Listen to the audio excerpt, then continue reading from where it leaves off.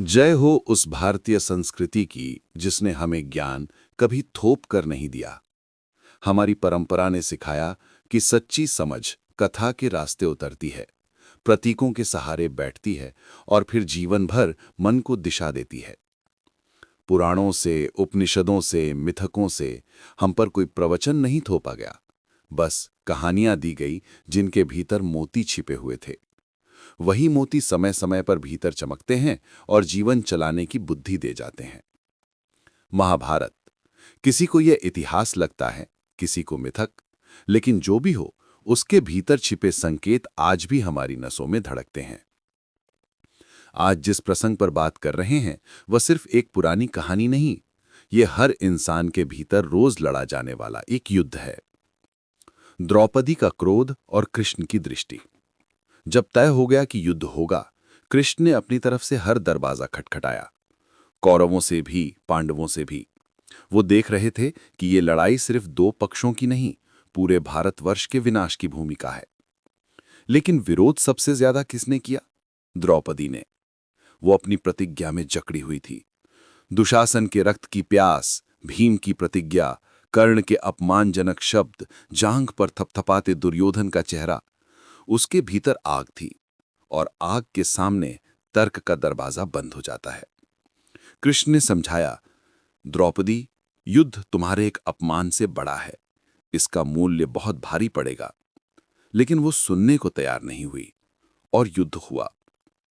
युद्ध खत्म हुआ, विजय भी मिली, राज्य भी मिला। लेकिन द्रौपदी के 5 पुत्र उसी युद्ध में मारे गए। अभिमन्यु पहले ही चला गया था। तब कृष्ण ने कहा, देखा द्रौपदी, तुमने सब खो दिया। लोगों ने, जिन्होंने तुम्हारा कुछ भी नहीं लिया था, उन्होंने भी अपना सब कुछ खो दिया। द्रौपदी पहली बार युद्ध की असली कीमत समझ पाई। इसीलिए उसने अंत में अश्वत्थामा को क्षमा तक कर दिया। और अब बात आज की, हमारे भीतर के महाभारत की। ये युद्ध सिर्फ कुरुक्षेत्र का नहीं है। ये युद्ध आज भी हर व्यक्ति के भीतर चल रहा है। हर इंसान के भीतर एक द्रौपदी है जिसे अपमान याद रहता है। हर इंसान के भीतर एक भीम है जिसे बदला चाहिए। हर इंसान के भीतर एक अर्जुन है जो दुविधा में फंसा है। और हर इंसान के भीतर एक कौरव भी है जो ईर्ष्या और असुरक्षा से भरा है। हमारी लड़ाई रूस यूक्रेन वाली नहीं, भारत पाक वाली नहीं। हमारी लड़ाई अपनी ही मनस्थिति से है। किसी ने अपमान कर दिया, किसी ने मान नहीं दिया, किसी ने आगे बढ़कर हमें स्वीकार नहीं किया। बस भीतर युद्ध शुरू हो जाता है। हम योजनाएं बनाने लगते हैं, अपने ही मन में कहानियां लिखने लगते हैं। कौन दुश्मन है, किससे बदला लेना है, कौन मेरा मान छीन रहा है। और मैदान वही रहता है, हमारा मन। बच्चे हों, प्रोफेशन हो, धर्म हो, राजनीति हो, युद्ध हर जगह फैल जाता है। क्लास में एक बच्चे की थोड़ी सी इंसल्ट हुई नहीं, तुरंत ग्रुप बन जाते हैं। ऑफिस में एक प्रमोशन रुक गया, तुरंत राजनीति शुरू। धर्मस्थल में चुनाव हो तो वहां भी रणनीतियां और गुटबाजी। क्योंकि भीतर का जहर बाहर की दुनिया को भी जहरीला बना देता है।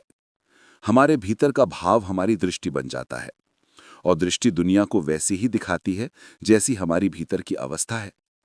भीतर विष हो तो बाहर दुनिया जहरीली लगती है। भीतर प्रेम हो तो दुनिया फूलों की तरह खिलती है। अब समाधान की बात। पहला कदम है युद्ध को पहचानना। दूसरा, स्वीकार करना कि ये युद्ध बाहर नहीं, मेरे भीतर है। तीसरा, जैन दर्शन का सिद्धांत समझना। हम भावों को दबाते नहीं, हम उन्हें पहचानते हैं और फिर विसर्जित कर देते हैं।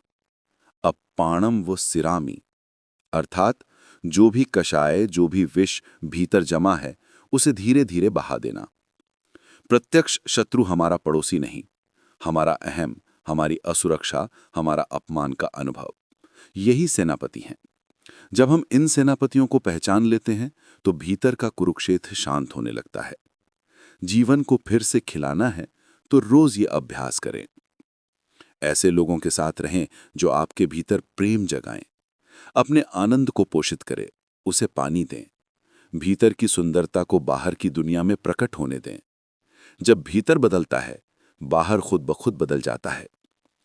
तभी हम समझते हैं सृष्टि कितनी सुंदर है, कितनी हवा चलती है, कितने फूल खिलते हैं, कितना आनंद हर तरफ बिखरा है। और तभी हम सच्चे अर्थों में परस्परोपग्रह वो जीवानाम को जी पाते हैं, जहां हर जीवन दूसरे जीवन का सहारा है।